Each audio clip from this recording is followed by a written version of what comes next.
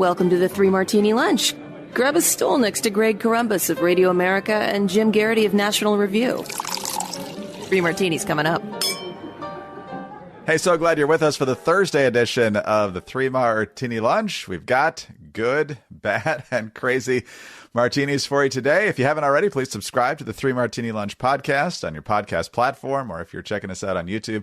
Let's dig into our good martini. We toyed with this earlier in the week, but now it seems more official. The Republicans will control the House of Representatives. Decision Desk HQ had made that conclusion a number of days ago. Now, at least ABC and CNN and NBC and Fox News have all said it's going to be at least 218. The count I'm seeing right now in most of these mainstream sites is 218 to 208, which means there are still 9 seats yet to be determined.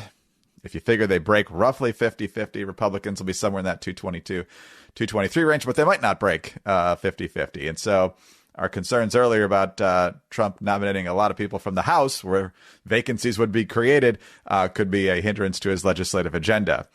And there will be one House vacancy in particular we'll be talking about a little bit later in the podcast. But let's just start with that good news for now, because the Democrats had high hopes. They had won some court cases, making congressional maps more competitive or creating Democratic-leaning districts, despite what the Republican majorities in the legislatures in those states had said. And so not only that, but yesterday they had the leadership elections.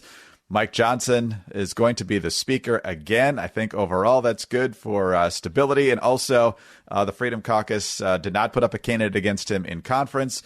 And it doesn't look like they're going to put up a candidate against him on the floor, which is really important since the margin's going to be so close anyway. So it looks like we're going to avoid the Kevin McCarthy-esque drama that played out over whatever it was, 2 or 3 or more days at the beginning of the last Congress. So that's good. It is good, Greg. I think, would you prefer a larger House majority? Yeah. I do think that this is a reflection of the gerrymandering that occurred after the 2020 census. There just aren't that many competitive seats left anymore. People said the playing field for the House this year was about 20 to 30 seats, maybe 50 if you squint. And Trump had a fantastic year, probably had about as good coattails as you could possibly hope for. So we may be past the era of very large majorities in either direction. There's always a chance that things fall apart for Republicans. We've seen it happen before. Midterms traditionally don't go well for the president's party.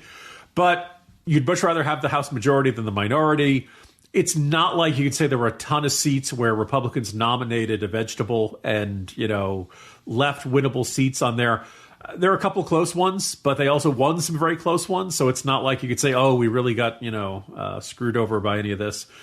On Speaker Mike Johnson, first of all, congratulations. And I just want to point out, Greg, it feels like every week for the past year, either Axios or Politico or some other Washington publication runs some sort of headline. Mike Johnson faces an insurgency. Mike Johnson is in trouble. Will Mike Johnson lose the speakership? And here we are, and nobody runs against him.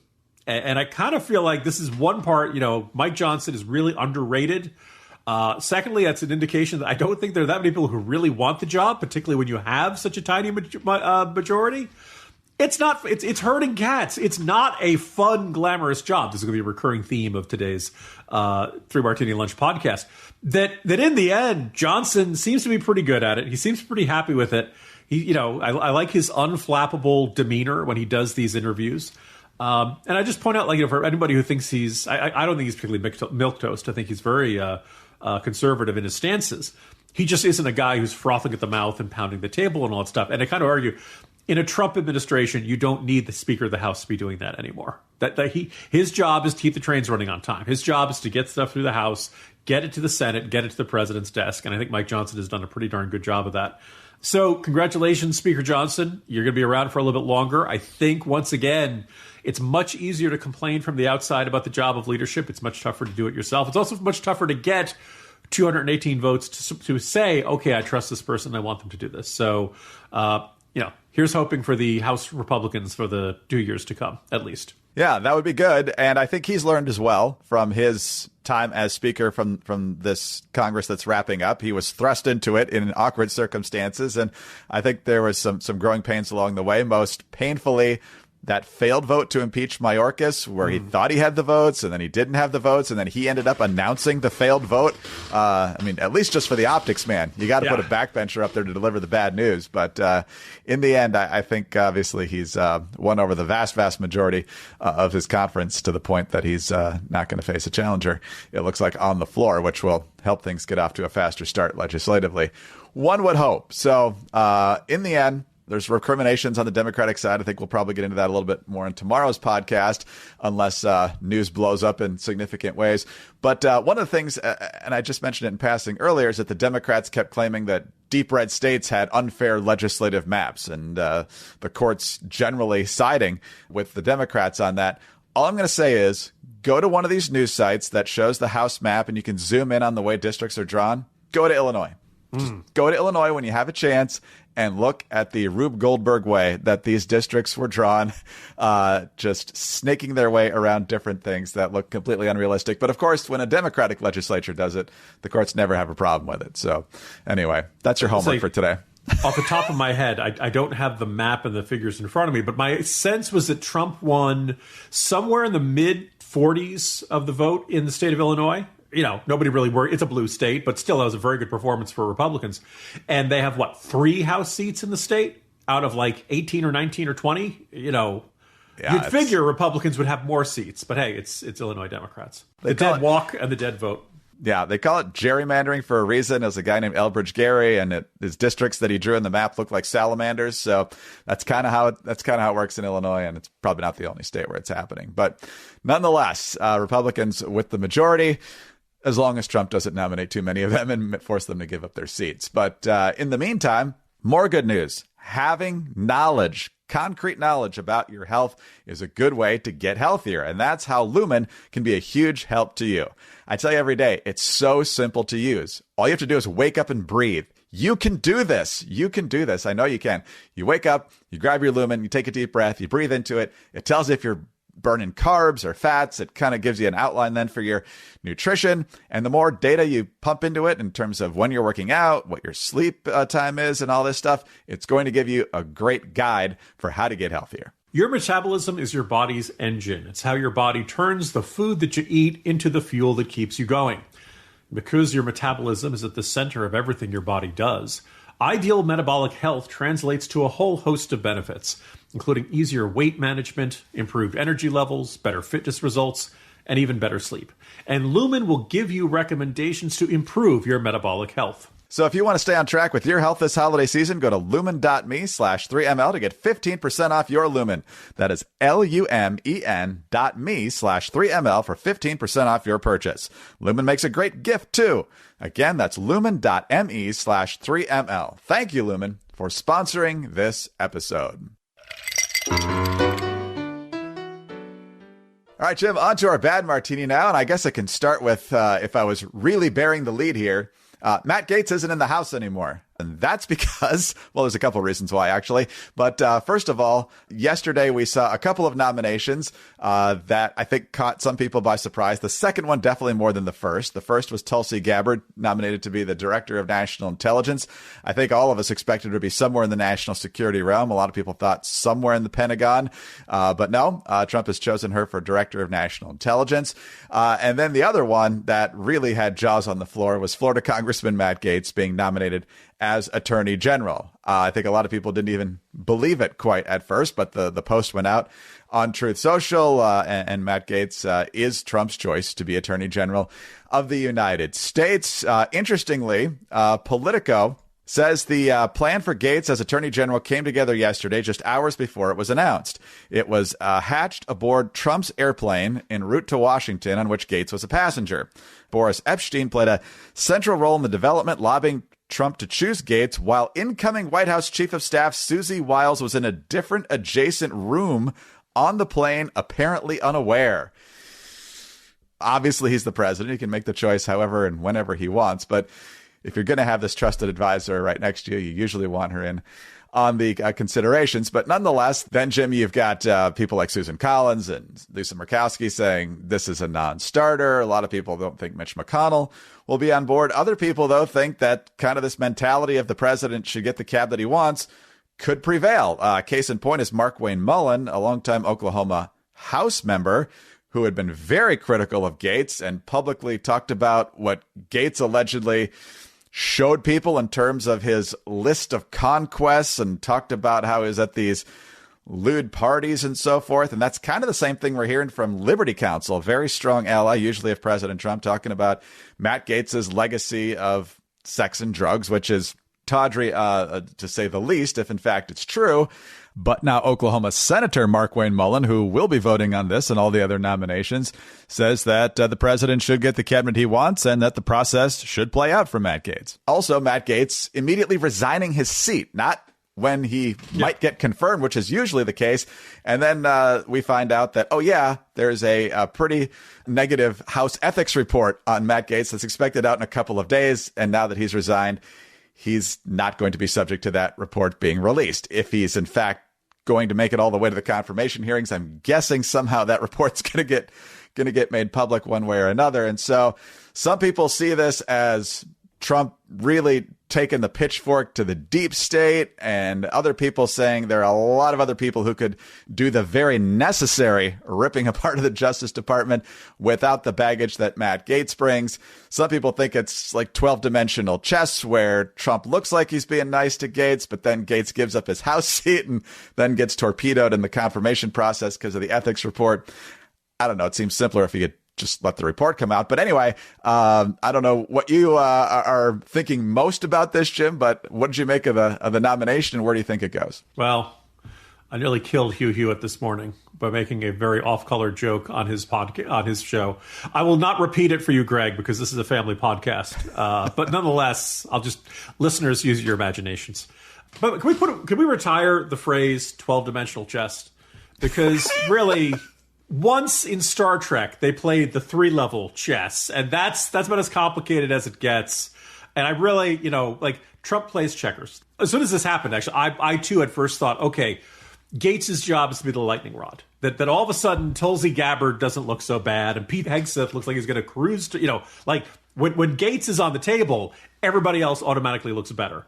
And I'll have a bit more about Tulsi Gabbard in a second.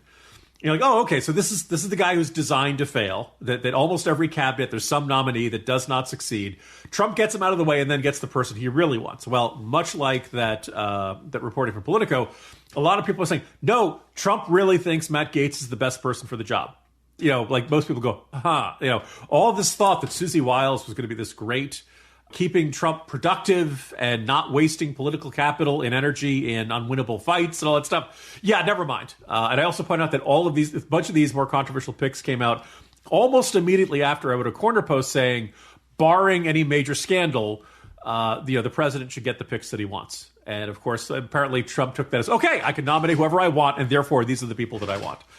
Look, early in these discussions about the cabinet, you and I have said, look, there's 53 Republican senators, despite what Bob Casey wants to believe.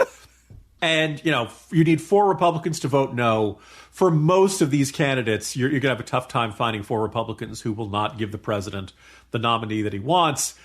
Gaetz, on the other hand, you might have trouble finding 4 Republicans saying, yes, I will vote for this person. I exaggerate slightly, but reaching that 4 senator threshold doesn't seem all that hard. He's one of the most hated people in Washington, and just nobody in the Senate is going to give this guy the powers of the Department of Justice at his disposal. You mentioned a bunch of the scandals. You mentioned the unsuspicious timing of his sudden resignation from the House. Also, remember there was a great deal of discussion that Matt Gaetz wanted to run for governor of Florida someday. If he were to somehow manage to get through all of this, then he probably wouldn't be resigning to run for governor in a year or two. So I kind of wonder if you do believe in Trump playing, we're up to 37 dimension chess or something like that, that you put forth a guy who you really like, who has always been loyal to you, but he's controversial. So you see if you can get the Senate to confirm him. If they confirm him, great, he's in, and you've got your most loyal AG you could ever possibly want. If you don't get him through, and Republicans vote against him, well, now he's a martyr to the MAGA movement, and he can then take that, very likely win a Republican primary in Florida. And it feels weird to say this. I don't want to jinx anything, but considering how things in Florida have been going, you kind of wonder, If you win the Republican primary in gubernatorial primary in Florida, are you the next governor of Florida? I don't think Matt Gaetz would have a smooth sailing in a general election in Florida, but nonetheless, so it's conceivable that everybody gets what they want out of this. That having been said, this is going to be an enormous amount of time, energy, and political capital spent on this that you feel like could be spent anywhere else. And my colleague Andy McCarthy, an occasional guest host of this program, made a very good point. Like, look, the Department of Justice has serious problems, and it's not just like some of it's the deep state stuff, but a lot of it is just a general sense of priorities and deals that should not be made and actually being tough on crime. There are enormous problems in the Bureau of Prison. Like, there's just like a ton of things in American law enforcement that need to be improved. To get these changes, the best bet, you can try to fix some of these things by an AG or through executive order, but some of them will take legislation, and you're going to need Democratic senators to buy into this. And there are some, Democrats have touched the hot stove and learned, hey, crime is bad. We should try to fight that. That's not going to get. So, Matt Gaetz is never going to get a single Democratic vote on anything related to justice at all. There are other more respected Republican senators who are tough, who are conservative, who are aligned with the Trump mindset largely, who could not only get Senate confirmation fairly easily, who could actually get Democrats to buy in on some of these reform proposals. And you just feel like that would be a better course of action than all this stuff. We'll see what happens, but this is the bad martini for a reason. I went on about Gaetz, and I'll just do the short version on Tulsi Gabbard. Not enthused about this, but I also note that I saw a bunch of Tulsi Gabbard fans celebrating. Oh, she's going to be director of national intelligence. What a great, important and influential position. I write the thriller novels. I pay attention to the intelligence community. The director of national intelligence actually doesn't direct very much. Despite the job title, right? You don't, and the most important thing is you don't have budgetary authority. It's really more of a chair record. And Hugh Hewitt said the job comes with a lovely view from Liberty Crossing campus in Tyson's Corner. But by and large, you're making advice, you're making suggestions to the rest of the intelligence community. But, the NSA is actually part of the Department of Defense. So the NSA director is going to say, that's nice. I'm going to listen to the Secretary of Defense. We're doing our own thing over here. But also National Reconnaissance Office does that. Department of, FBI, they answer to the Department of Justice. They'll be answering to the Attorney General. They're not going to, you can send as many memos as you like. You can talk about what you ought to prioritize. You can talk about what the policies ought to be, but you have very little authority. And most importantly, you don't have budgetary authority. And to quote today's Morning Jolt, if you have budgetary authority in Washington, it's like having the Infinity Stones in the Marvel Universe. If you've got them, you can remake the world any way you like. If you don't have budgetary authority, anybody else who does have budgetary authority can snap their fingers and you will disappear. That is how, and in the end, so the ODNI does not actually have budgetary control over the rest of the intelligence community. So everything you do is basically a suggestion. Now, maybe they honor it, maybe they don't. So we'll see how it happens. I imagine she'll have a challenging confirmation hearing. I think her odds are much better than Gaetz. But I almost kind of wonder if this is a job I wonder if Tulsi Gabbard really wants to overhaul U.S. foreign policy. I actually don't know if this is the best job to do it in. That's a good question, which leads to my next question. Maybe it's a question for Elon and Vivek. If they don't have any budgetary power and all they can do is make a few recommendations, why does it exist? So post 9/11, there was all the stove hyping. The FBI was not talking to the CIA. We were not talking to the NSA and all that stuff. And the idea was, all right, we're going to put one person in charge of the entire intelligence community, and this person's job would be to coordinate all this stuff. Unsurprisingly, nobody really wants to give up of any of their authority or power or budget or anything like that, and so it turned into this, Mother May I suggestion role. So also to a certain extent, like the director of national intelligence very often sits in on the presidential daily briefing every day. So you're getting FaceTime with the president on a regular basis. That could be a very useful asset to have in the job. But all in all, it has not worked out the way people think. I think clearly the best way to get FBI, CIA, NSA all working together is to create a small team called the Dangerous Clique. That's my fantasy of how it works. Loosely reporting to Langley, but really kind of just doing going out and killing whoever they want to kill. Yes, exactly. All right. Well, circling back to Gaetz on this, and I just want to highlight the point on a couple of things. First of all, again, there are people who will be just as aggressive as dismantling the lawfare angle, the prioritization, prosecuting grandmas for protesting outside pro-life clinics and trying to imprison them for 20 years or 10 years or whatever it is. There will be people who want to get sanity back to the Justice Department in an aggressive way who don't have this baggage. I mean, as a Virginian, Ken Cuccinelli comes to mind. He would be perfectly qualified for the job, doesn't have the baggage. I'm sure the other state attorneys general who could do the same thing, or other people even have served in the federal government. Here's the other thing, and that is that, let's say Gaetz doesn't get confirmed, which is pretty likely. Now you've gone through, I don't know, January, possibly into February or beyond. He gets rejected. Then you got to go through another nomination process, a fact-gathering process, hearings. You could be in March or even April before you have an attorney general, which now lops off the first 3 months of what Trump, I'm sure, would want to do in reforming the Justice Department. And oh, by the way, while you're waiting for that to happen, there's probably an acting attorney general who's still from the Biden administration. This is not necessary spending of political capital to get done what you want to get done. We're doing so great with these cabinet picks, and then That's right. Remember, for the record, Boris Epstein is the one who's bragging about recommending Gaetz and getting him in this job. Okay, good to know. Never leave him alone with the president again. Yes. I didn't notice that Mike Johnson was too upset with the immediate resignation, though. He didn't seem to be too broken up over that one. Anyway, let's talk about something way better than that nomination, and that is Omaha Steaks. Look, it's already November 14th. We're halfway through November, which means we're only about 40 days until Christmas. You're looking for gifts for people. You know you've got family members who love good steak, and you know, do they really want that other book? Unless it's a Garrity book, of course. But all sorts of other things that you're thinking maybe they'll like. You know they're going to like Omaha Steaks. I love Omaha Steaks. Garrity likes Omaha Steaks. The steaks are tender. They got tons of flavor. They give you different types of spices and marinades to go with it. The burgers are also tremendous, really good sized portions. They taste great, make for a fantastic meal, along with the sides that you'll get in your box from Omaha Steaks. But it's not just the beef. You can also get seafood, chicken, wine, sides, and dessert. And right now, the best part is the offer. You can save 50% site-wide at omahasteaks.com, plus get an extra $30 off with the promo code 3ML and a $30 reward card when you shop early. Again, visit omahasteaks.com and save 50% off site-wide. Plus, our listeners get an extra $30 off with the promo code, the number 3ML, and a $30 reward card when you shop early. That's 50% off at omahasteaks.com and an extra $30 off with the promo code, the number 3ML. Minimum purchase may apply.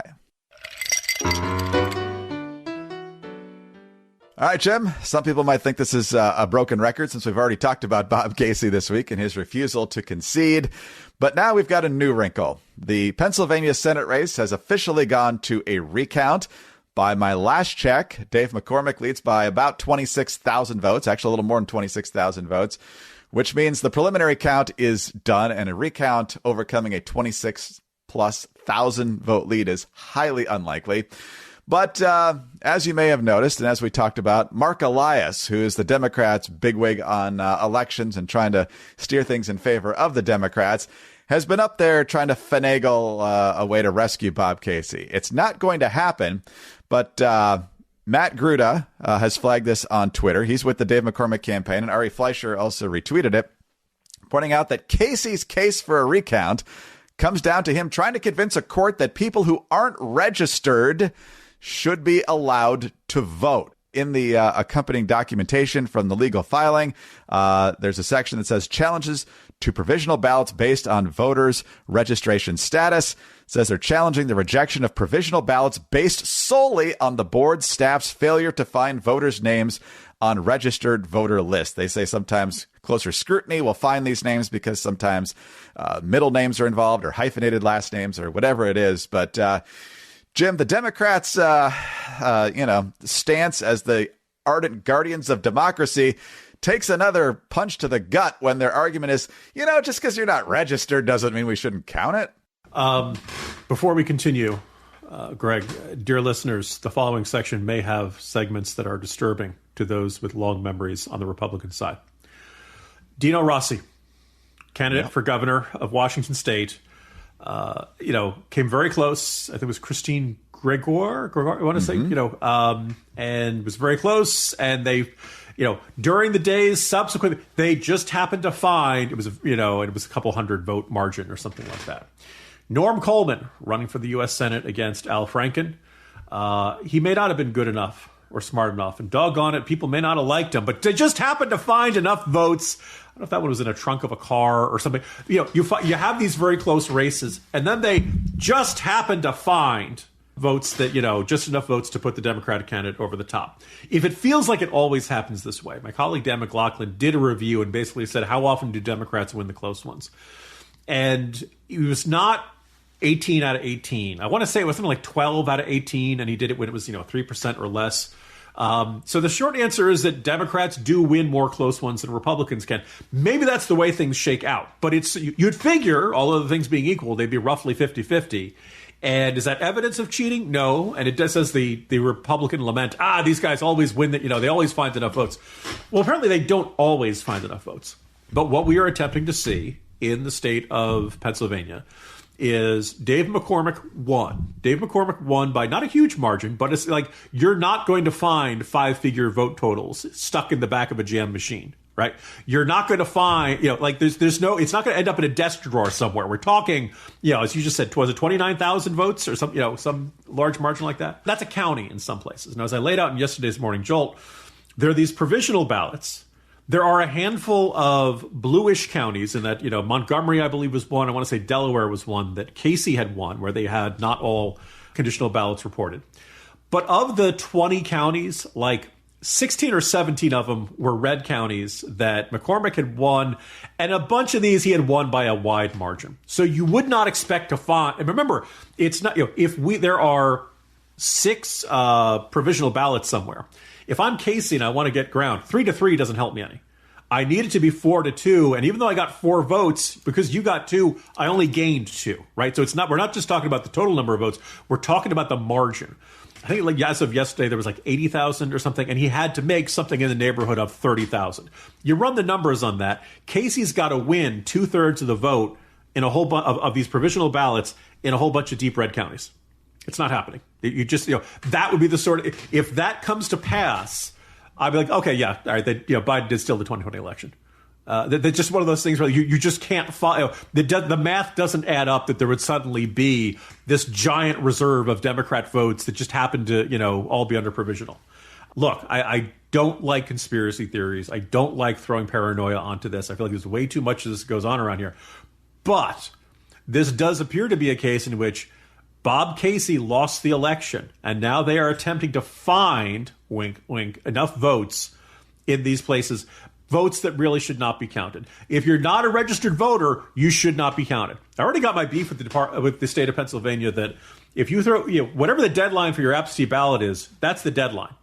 And if it's your job to make sure if you're going to do it by mail, you better get it postmarked.